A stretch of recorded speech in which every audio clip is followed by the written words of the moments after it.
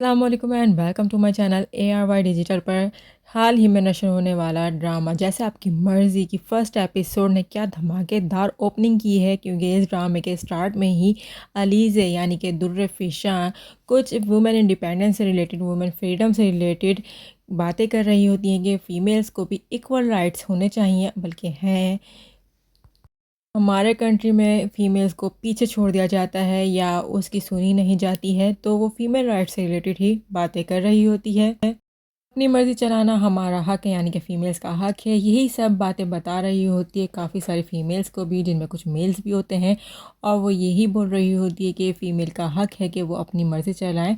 तो इसी सिलसिले में बस वो बातें कर रही होती, तो ऐसा लग रहा था कि जैसे बस फ़ीमेल राइट्स से रिलेटेड ही ड्रामा है और ये ख़ुद भी काफ़ी एरोगेंट या इंडिपेंडेंट टाइप की फ़ीमेल होंगी। मुझे इनको देख के जस्ट मुबशरा ही याद आ रही थी, क्योंकि ऐसा ही लग रहा था कि ये भी एक इगोइस्टिक टाइप की फ़ीमेल होंगी, but she is independent, she is well educated. इसकी अपनी मर्ज़ी तो होती है, बट वो इस तरह की होती है कि हमें क्या करना चाहिए कुछ अच्छे बातों को लेकर। ऐसे मैं पर्सनली आपको एक बात बताऊँ तो मुझे दुर्र फ़िशान ना पसंद है और ना इनकी एक्टिंग कोई ख़ास लगती है, बट फिर भी इन्हें कास्ट कर लिया जाता है। शायद डायरेक्टर्स को इनकी एक्टिंग पसंद हो और व्यूअर्स को भी। कि ये तकरीर सुन के सब तालियां बजाते हैं और फिर इनके पास आते हैं, इनसे हाथ मिलाते हैं और फ़ोटोज़ लेते हैं जस्ट लाइक अ सेलिब्रिटी। गैर इसके बाद का सीन होता है कि एक घर के अंदर कुछ ब्रेकफास्ट बन रहा है और एक तरफ कोई फ़ीमेल रेडी हो रही है। ब्रेकफास्ट जो है एक अच्छी खासी एज के इंसान यानी ऑलमोस्ट बूढ़े इंसान को दिया जा रहा होता है, और जो लड़की तैयार होती है वो और कोई नहीं होती है, अलीज़ा यानी कि दुर्र फ़िशा ही होती है। और फिर अपनी छोटी बहन को उठाने की ये कोशिश करती हैं कि वो उठे, और की बहन कहती है कि मुझे सोने दो, क्योंकि रात भर तो तुम लाइट जला के अपनी थ्योरीज़ कंप्लीट करती रहती हो, तो अब तो सुकून से मुझे सोने दो, मैं सुकून से सो नहीं पाती हूँ। तो ये कहती हैं कि चलो इसी बहाने तुम मास्टर्स में एडमिशन ले लो, यानी तुम भी स्टडी करो आगे, मैं भी स्टडी भी कर रही हूँ और जॉब भी करूँ। जी अलीज़ा जो है वो जॉब भी कर रही है और स्टडी भी कर रही है, उसकी बहन जो है वो बस फारिग बैठी रहती है, मतलब ना काम की ना काज की, दुश्मन अनाज की। खैर यहाँ अलीज़ा के बाल को देख के मुझे बड़ी हंसी आई, इसलिए कि ये जो हेयर स्टाइल इनका है ना, एक्चुअली अगर मैं 2 से 3 दिन अपनी चोटी ऐसी डाल के रखूँ और उस पे हल्का-हल्का पानी सा आ जाए, इसमें नमी भी आ जाए बालों में, तो उसके बाद जब मैं बाल खोलती हूँ तो मेरे बाल ऐसे ही हो जाते हैं। और मैं ये सोचने लगी कि आजकल ये हेयर स्टाइल वाक़ई में ट्रेंड में चल रहा है, क्योंकि यही हेयर स्टाइल ऑलमोस्ट मैंने आलिया भट्ट को भी देखा है और यही हेयर स्टाइल जो है मुबशरा ने भी बनाया हुआ था, यानी कि ये हेयर स्टाइल इतना फ़ेमस हो गया है। ख़ैर ये तो बात अलग थी फ़ैशन की, ड्रामे के बारे में आगे बताती हूँ। इसे अपनी बहन को ये कह कर के मैं नेटफ्लिक्स का जो कनेक्शन है वो बंद करा दूँगी, और धमकी देके चली जाती है। जब जाती है अपने बाबा को देखती है फ्राइड एग खा रहे हैं, तो वो उनको गुस्सा करती है कि इट्स अनहेल्दी, और अपनी माँ को कहती है कि आपने उनको फ्राइड एग क्यों दिया, बॉयल्ड एग ही दे देती थी अगर वो फरमाइश भी कर रहे थे तो इनकी वालदा शिकवा करती हैं कि मेड नहीं आई है, मेरी आँख देर से खुली, मैं बहुत परेशान हूँ। तो जिस पर अलीज़ा कहती है मैं अपना ब्रेकफास्ट खुद बना लूँगी, आप जाएँ यहाँ से आराम करें। इनकी वालदा साहिबा जब रूम में जाती है अपनी बेटियों के, तो उसको देख के काफ़ी परेशान हो जाती हैं कि ये क्या रूम का हाल बनाया हुआ है, हर चीज़ बिखरी हुई है, कोई चीज़ जगह पे नहीं रखी। वैसे तो मैं भी ये देख के बहुत हैरान हुई थी कि वाकई ये लड़कियों का रूम है जो इतना गंदा, इतना फैला हुआ रूम है। खैर इन लड़कियों को होश नहीं कि अपने रूम को ही साफ़ करें, जिस पर मम्मा तो कहती हैं कि तुमने इतना गंदा रूम रखा हुआ है, कोई देखेगा कहेगा कि ये लड़कियों का रूम है। तो उनकी छोटी बेटी कहती है यानी कि रमज़ा कि कोई बात नहीं है, तो अभी थोड़ी देर में साफ़ हो जाएगा। जिस पर रमज़ा की मम्मा कहती हैं कि आज हमारी मेड नहीं आने वाली, उसने बोल दिया है वो नहीं आएगी या फिर बहुत देर से आएगी। तो वो कहती है चले मैं खुद साफ़ कर दूँगी थोड़ी देर के बाद। देन अलीज़ा इतने में रूम में एंटर होती हैं, वो बोल देती है अपनी मम्मा से कि अगर मेड आ जाए तो मेरे कपड़े इस्त्री करा लिएगा, अदरवाइज़ मैं खुद कर लूँगी आकर। ये अलीज़ा अपनी छोटी बहन से कहती है कि मास्टर्स में एडमिशन ले लो और ताकि तुम भी जो है थोड़ा आगे पढ़ लो। तो कहती है ठीक है, लेकिन पहले नेटफ्लिक्स का कनेक्शन बंद कराने की बात वापस लो। तो इनकी फैमिली टॉक्स थी, सारी की सारी गपशप जो इनकी फैमिली के दरमियान हो रही थी। इसके बाद इन्होंने एक और घर दिखाया जहाँ पर एक फ़ीमेल अपने नौकरों को चीख रही चिल्ला रही होती है। वैसे फ़ीमेल वो काफ़ी हाई फाई घर की लग रही होती है, काफ़ी हाई स्टेटस की, और उसके में नौकर होते हैं वो भी काफ़ी अच्छे यानी कि यूनिफॉर्म में होते हैं, और वो एक एक्सपेंसिव डिनर सेट को रखने का कहती है, और ये कह रही होती है कि 6 दिन मैं घर पे नहीं थी, तुम लोगों ने मेरे घर का क्या हाल किया है, जो चीज़ जहाँ थी वहीं पड़ी हुई है। इस तरीके से अपने मेड्स के पहने अपने जितने भी नौकर होते हैं, काफ़ी सारे नौकर होते हैं, सब पे चीख रही होती है। असल में इन फीमेल को देख कर समझ गई थी मैं कि ये ना सिर्फ हाई स्टेटस वाली हैं, बल्कि बहुत एरोगेंट घमंडी वगैरह टाइप की हैं, ये इनको हर चीज़ परफेक्ट चाहिए, ये उस टाइप की फ़ीमेल है। फीमेल का हेयर स्टाइल देख के मुझे हँसी आ गई, क्योंकि सेम हेयर स्टाइल तो अलीज़े का था और इनका भी वो हेयर स्टाइल। भई अगर आपको दिखाना था कि एक हाई स्टेटस की फ़ीमेल है, बहुत ज़्यादा इगोइस्टिक फ़ीमेल है, बिज़नेस वूमन है, तो भई उसका हेयर स्टाइल तो कोई डिफरेंट कर देते। आपने एक मिडिल क्लास का और हाई-फ़ाई फ़ीमेल का हेयर स्टाइल सेम कर दिया। ख़ैर ये अपने नौकरों को बस इसीलिए चीख रही होती कि वो 6 दिन के लिए इस्लामाबाद गई थी और घर का हाल जो है वो वैसा का वैसे ही पड़ा हुआ है, कोई काम किसी ने नहीं किया। उनके फ़ादर भी इतने में उठ के आ जाते हैं। इनके फ़ादर होते हैं जावेद शेख, जो आते हैं और इसको कूल डाउन कराने की कोशिश करते हैं। इवन ये कि वो पूछती है कि शायरी कहाँ है। पहले तो मैं समझी कि शायद शायरी जो है इनका हस्बैंड होगा, लेकिन बाद में पता चला शायरी इनका भाई है, वो भी बड़ा भाई है। ये लोग ब्रेकफास्ट के लिए फिर टेबल पे बैठ जाते हैं, मतलब एक डाइनिंग टेबल पर, और फिर वहाँ पर ब्रेकफास्ट करते हुए ही बातें कर रहे होते हैं कि नस्टाचा को हर चीज़ अपने हाथ से काम करना ज़्यादा पसंद है। मिस परफेक्शन भी है, मिस बिजनेस वूमेन भी हैं, और इन्हें साथ साथ अपने घर की भी फिक्र लगी रहती है। और ये यही कहती हैं कि नौकर हज़ारों लाखों की तादाद में भी हों तो भी इनको अपने सारे काम खुद करने पड़ेंगे। तो जिस पे इनके फादर इनको कहते हैं कि इसीलिए कह रहा हूँ कि शायरी की शादी करा दो, कि यानी कि शायरी इनका बड़ा भाई है, उसकी शादी करा दें। मुझे वैसे शायरी को देख के इस बात की बड़ी हैरत हुई कि इतना हैंडसम बंदा बिजनेसमैन है, जो कि और उसकी अभी तक शादी नहीं हुई, या ये कह लें कि उसके पास कोई गर्लफ्रेंड भी नहीं है। ऐसे लड़कों की तो आजकल के दौर में 8-8 10-10 गर्लफ्रेंड होती हैं। खैर ये अलग टॉपिक है। ये लोग ब्रेकफास्ट करते हुए अपनी बातें ही कर रहे होते हैं, तो यही बस बात होती है कि शायरी की शादी करा दी जाए ताकि इस घर में बहू आए तो फिर नताशा की भी शादी की जाए, यानी कि नताशा खुद ही चली जाएगी। वैसे मुझे लगता नहीं है, जिस टाइप की नताशा है ना, यानी नताशा यही लड़की है जो कि एरोगेंट सी लगी है मुझे।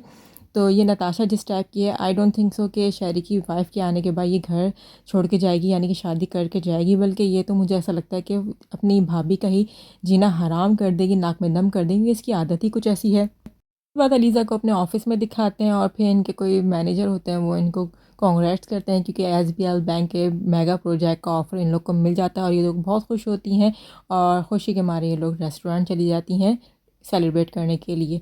साथ ही शायरी को भी दिखाया कि वो भी अपने ऑफिस जाता है, वहाँ अपने किसी वर्कर को बुलाता है और वर्कर से रिपोर्ट जब मांगता है तो वर्कर कहता है कि उससे रिपोर्ट रेडी नहीं हुई, क्योंकि रिपोर्ट में बहुत कुछ ऐसा था जो वो अकेले कर नहीं पाते, जिस पे वो फीमेल ज्वाइन करने के लिए कहते हैं। मतलब वो कहता है कि अपनी टीम में फ़ीमेल को रखो और उससे हेल्प लो, क्योंकि फ़ीमेल जो है वो मेल से ज़्यादा अच्छे से वर्कआउट करती हैं, बहुत डेडिकेटेड होती हैं। ऐसे वैसे शायरी ने ये बात तो बहुत ठीक कही है, फ़ीमेल वाकई में बहुत डेडिकेटेड होती हैं और मेल से ज़्यादा जो है वो वर्कआउट कर लेती हैं, मिनटों के अंदर सारे काम निपटा देती हैं।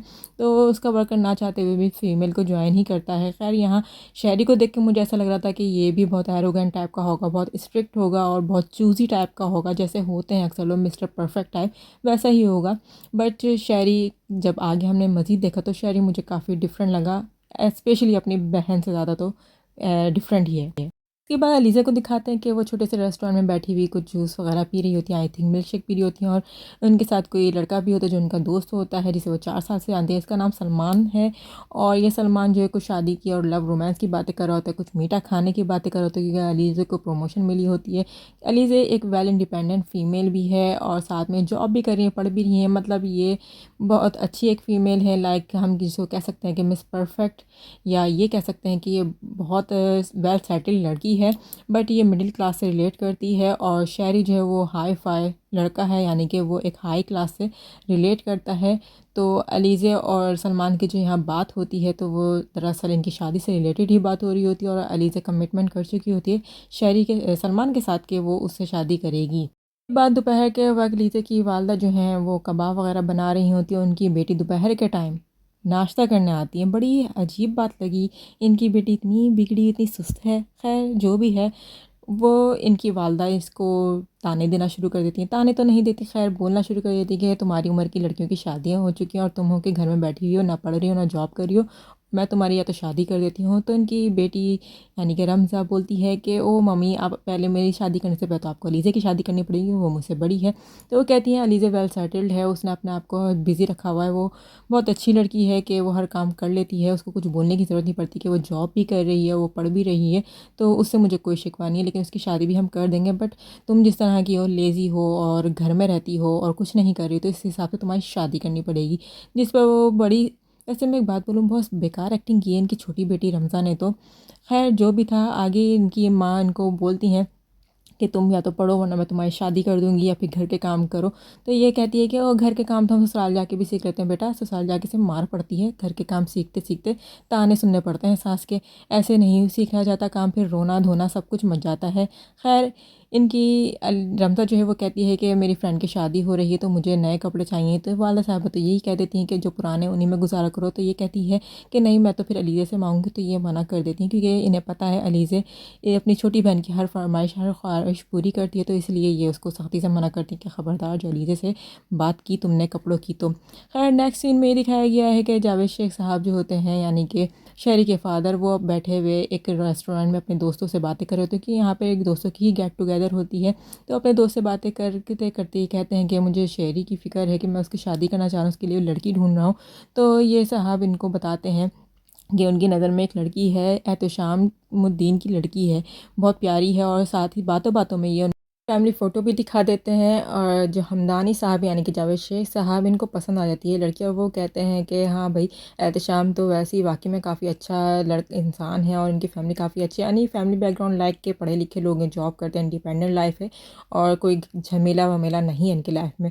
इतने में एहतशाम साहब भी आते, सब इनसे बहुत अच्छे से मिलते हैं, बहुत अच्छे से बात करते हैं। एक्चुअली एहतशाम साहब जो हैं ये प्रोफेसर हैं यूनिवर्सिटी में, इस वजह से सब इनसे इंस्पायर होते हैं। उनकी बेटी जाहिर सी बात है मास्टर्स भी करी और ऑफिस में जॉब भी करी है, तो ये काबिल तारीफ़ कहलाता है ये सब। तो एहतशाम साहब जब आके बैठते हैं तो इनके दोस्त इनसे बात करते हैं कि अन्नी का बेटा एंटरप्रेन्योर है, उसके लिए मैं एक रिश्ता लेकर आई हूँ, इसके बेटे का रिश्ता तो मैं एलिज़ा के लिए लेकर आई हूँ। वैसे मैं एक बात कहूँ, पुराने ज़माने में कहा जाता था बिजनेसमैन है और आजकल एंटरप्रेन्योर कहा जा रहा है। खैर ज़माना चेंज होता जा रहा है। खैर ये जो है साहब जो हैं एहतशाम साहब से बात कर लेते हैं रिश्ते की। एहतशाम साहब को भी बेटा पसंद आता है यानी कि शहरी, और फिर ये कहते हैं चले मैं एक फ़ैमिली में बात करूँगा, वो लोग जो डिसाइड करेंगे फिर मैं आपको बता दूँगा।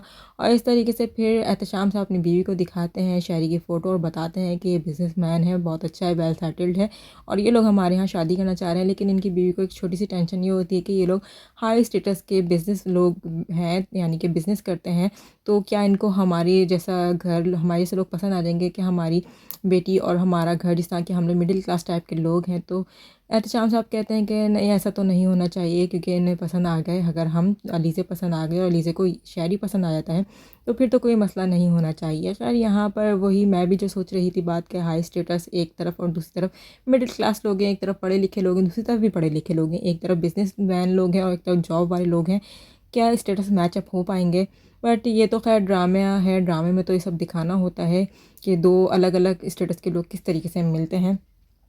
डिनर के टाइम हमदानी अपने दोनों बेटा बेटी यानी नताशा और शहरी से बात कर रहा होता है कि उसने शहरी के रिश्ते की बात की है, और वो साथ में अलीज़े की तस्वीर भी दिखाता है शहरी और नताशा को। इवन ये कि वो ये भी बताया था कि वो उसने अपने दोस्त से बात की तो उसने एहतशाम से बात की और एहतशाम उस वक्त राज़ी हो गया। उसने यही कहा कि वो अपनी फैमिली से बात करेगा। उसने अपनी बेटी की भी तस्वीर सेंड कर दी और मैंने शहरी की कर दी। यानी ये डिटेल इसलिए बता रही हूँ क्योंकि ये सारी बात सुनकर नताशा का जो खून खोलता है, मतलब नताशा को शदीद गुस्सा आ जाता है, क्योंकि उसे ऐसा लगता है कि उसकी वैल्यू डाउन हो रही है और वो बस यही चाहती है कि उसकी वैल्यू ज़्यादा रहे इस घर के अंदर। मतलब अगर उसको इम्पोर्टेंस नहीं दी जाएगी और उस किसी और लड़की को इम्पोर्टेंस दी जाएगी, चाहे वो शहरी की बीवी ही क्यों ना हो, तो नताशा को लगेगा कि वो डाउन हो रही है, वो डिग्रेड हो रही है। तो नताशा इसलिए बहुत ज़्यादा चिढ़ जाती है और बहुत बुरा बिहेव करती है, बातें सुनाती रहती है कि मुझे बताए बगैर आपने क्यों जो है फ़ोटोज़ ट्रांसफ़र की, इन्फॉर्मेशन ट्रांसफ़र की, मुझसे तो पूछ लेते कम से कम। मतलब बार बार बस यही डायलॉग बोलती रहती है।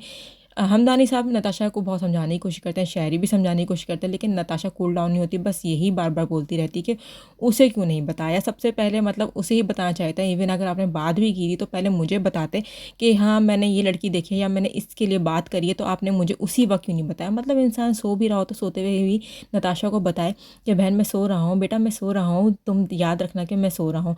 अजीब नताशा का बिहेवियर, और शायद यही चीज़ है जो आगे चल के इनको बहुत ज़्यादा डिस्टर्ब करने वाली है।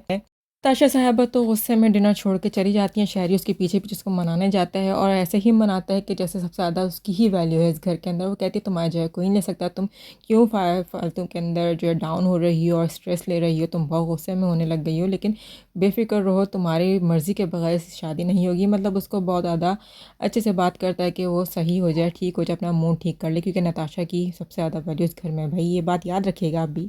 ये होता है कि अलीज़ा की मदर उससे पूछती हैं आके कि उसको शायरी की फ़ोटो दी थी और उसने फ़ोटो तक गवारा नहीं किया देखना, और शायरी को उसकी फ़ोटो दे दी गई है। तो वो उससे पूछती है इसकी मर्ज़ी क्या है, क्या उसको शायरी पसंद आ गया, वो उसे शादी करने के लिए एग्री है। तो वो कहती है कि मामा मैं ऐसे कैसे शादी कर सकती हूँ किसी से। तो उसकी मामा कहती हैं कि तुम्हें हमने ज़रा सी फ्रीडम इंडिपेंडेंस दे दी, तुम तो बस अपनी मर्ज़ी चलाने लग गए। तो कहती है मामा ऐसी बातें तो ना करें। वो फिर अपने सलमान के बारे में बताती है कि सलमान की जॉब लग गई है और वो मुझसे शादी करना चाहता है। तो उसकी मम्मा कहती हैं हाँ हम करेंगे शादी, लेकिन इज़्ज़त के साथ, अगर वो अपने पेरेंट्स के साथ रिश्ता भेजेगा तो और वो कहती है कि तुम्हारे से कब से चक्कर चल रहा है, सिलसिला चल रहा है मतलब। तो वो कहती है कि मेरे मम्मा कोई सिलसिला नहीं चल रहा, हम लोग बस एक दूसरे को जानते हैं 4 साल से, इसलिए वो है मैं उससे इंटरेस्टेड हूँ, वो मुझ में इंटरेस्टेड है और हम दोनों एक दूसरे को अच्छी तरह जानते हैं। तो मैंने सोचा कि हम दोनों शादी कर लेते हैं। तो उसकी मम्मा एग्री तो हो जाती है, लेकिन उसको यही समझाती है कि शहरी जैसा लड़का तुम्हें नहीं मिलेगा, वेल सेटल्ड है, 32 ईयर्स का है और बहुत ज़्यादा पढ़ा लिखा और बहुत टैलेंटेड है। हमने उसकी सीवी भी चेक की है, इतना अच्छा लड़का है कि सलमान जैसे लड़के को 10 साल लगेंगे तकरीबन वहाँ तक पहुँचने में। तो इसलिए हम ये चाह रहे हैं। तो अलीज़ा कहती है कि माँ हर चीज़ पैसे से नहीं तोड़ी जाती, प्यार मोहब्बत भी कुछ होता है। वैसे ये लड़कियाँ बहुत गलत बात बोलती हैं कि प्यार मोहब्बत भी कुछ होता है, प्यार मोहब्बत वाकई में कुछ नहीं होता है, मैंने भी नोटिस की ये बात।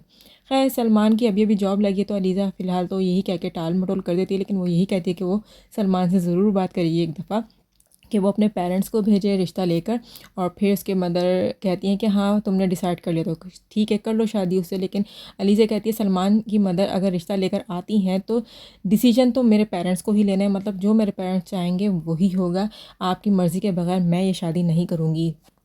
बच्चों को ज़रूरत से ज़्यादा आज़ादी देंगे तो उन्होंने यही करना होता है, अपनी मर्ज़ी चलानी होती है। क्योंकि अलीज़ा की छोटी बहन रमज़ा भी उसको समझाने की कोशिश करती है कि शायरी बहुत अच्छा है, उसकी सीवी भी देखिए, उसकी तस्वीर भी देखिए। तो इस पर अलीज़ा कहती है जिस लड़के को मैं जानती ही नहीं तो मैं उससे शादी कैसे कर सकती हूँ।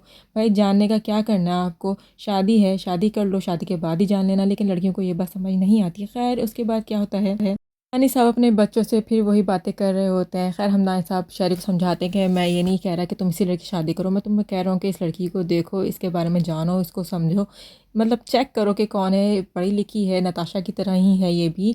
लेकिन उसकी जिस तरह से हमने नताशा को उसकी अपनी मर्ज़ी के काम करने की इजाज़त दी हुई, हो सकता है इसके पेरेंट्स ने भी इसको अपनी मर्ज़ी से हर काम करने की इजाज़त दी हुई होगी। वैसे तो ये बात सही कही इन्होंने।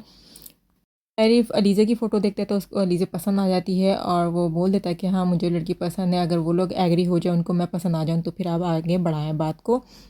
कि अलीज़ा जब सलमान को फ़ोन करती है, उसे कहती है कि वो उसके पेरेंट्स से बात करे और रिश्ता लेकर आए मेरे घर में। तो सलमान फ़िलहाल टाल-मटोल कर देता है और कहता है मैं एक मीटिंग में जा रहा हूँ, तुमसे बाद में बात करूँगा। बाद उसकी रात तक नहीं आती है और रात में भी अपने दोस्तों के साथ गप्पे लड़ा रहा होता है, खाना खा रहा होता है। लेकिन अलीज़ा का ना फ़ोन कॉल रिसीव करता है, ना उसको रिटर्न कॉल बैक रिटर्न करता है।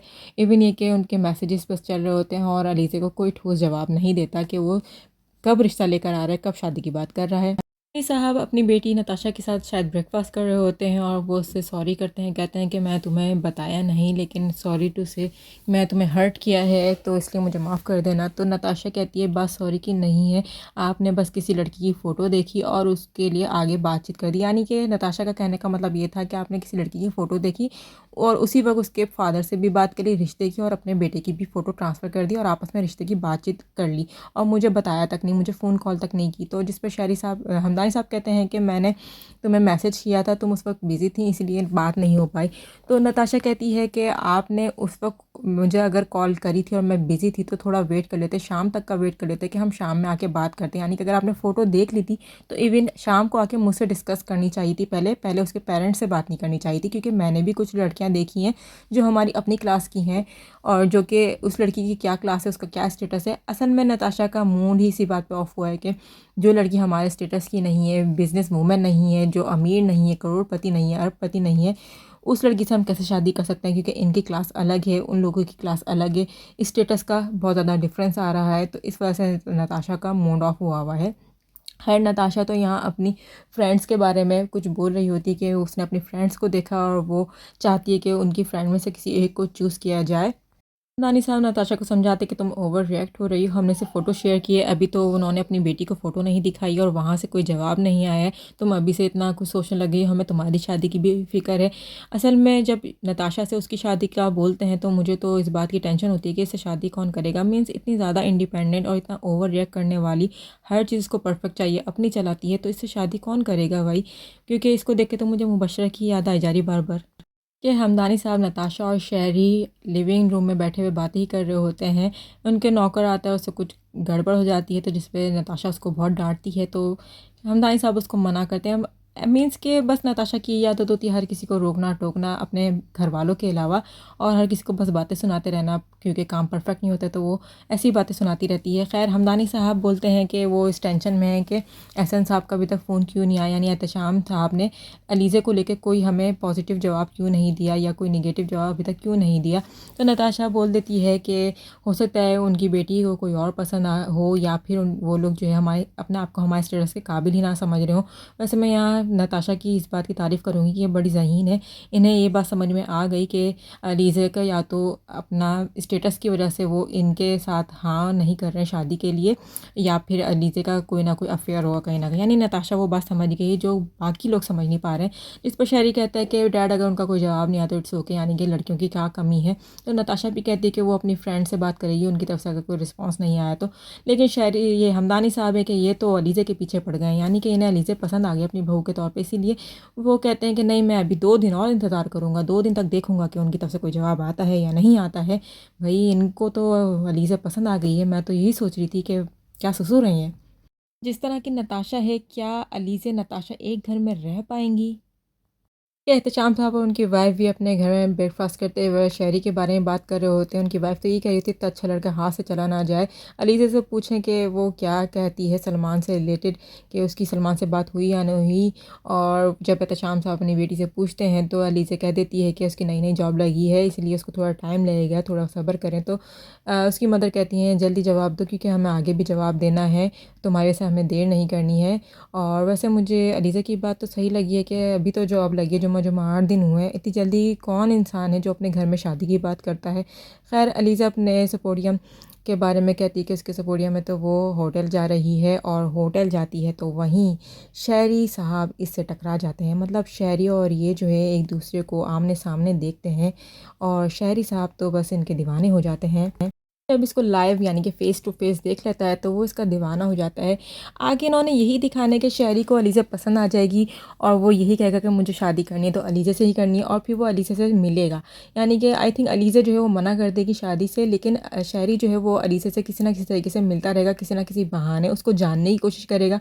और फिर शहरी को समझ में आएगा कि अलीज़ा इस तरह के लड़के से शादी करना चाहती है जिससे वो समझती है, जिसे वो जानती है, जिससे उसका थोड़ा बहुत कॉन्टैक्ट ज़रूर है। तो इसलिए फिर शहरी जो है उसी से शादी करने का फ़ैसला करेगा, अपने आप को उसी के जैसा बनाने की कोशिश करेगा। मतलब अलीज़े और शायरी की शादी यानी कि एक हाई स्टेटस वाले की और एक मिडिल क्लास की शादी हो ही इसी बेस पे रही कि वो दोनों एक दूसरे को पसंद करने लगेंगे। तो यहाँ पर नताशा की थोड़ी वैल्यू डाउन हो जाएगी। वैसे ड्रामा की फ़र्स्ट एपिसोड थी, इसमें ज़्यादातर इंट्रोडक्शन ही होता है और ज़्यादातर हमें कैरेक्टर को समझना होता है, स्टोरी को समझना होता है, इसलिए ड्रामे की फ़र्स्ट एपिसोड थोड़ी लॉन्ग होती है, थोड़ी डिफरेंट होती है। उसकी फ़र्स्ट एपिसोड को जब आप समझ जाते हैं, सेकंड को समझ जाते हैं, तो उसके बाद आपको स्टोरी असल में समझ आ जाती है। तो यहाँ पे भी कुछ ऐसे ही हुआ है कि स्टोरी को समझने में थोड़ा टाइम लगा। जब स्टोरी समझ में आ गई तो फिर आपको मैं यही कहूँगी कि अगर आपको मज़ीद रिव्यूज़ शॉर्टकट समरी देखनी है किसी भी ड्रामे की तो हमारे चैनल को ज़रूर सब्सक्राइब कर दीजिए। इसी के साथ ही मुझे दीजिए इजाज़त। अल्लाह हाफ़िज़।